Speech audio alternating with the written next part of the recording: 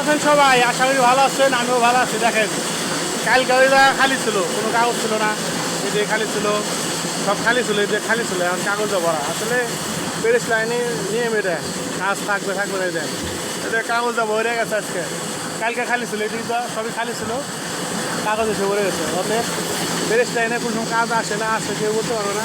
এই জোয়ার ভাটার মধ্যে মেশিন চলতেছে, এটা ওই একটা মেশিন চলতেছে। আসলে প্যারিস লাইনের কাজ এরকমই যে এক সময় আছে এই থাকবে এই থাকবে না, প্যারিস লাইনের কাজ এই দেয়, কাজ কাজ ভরবো মেশিন চলতেছে, কাজ করতেছে।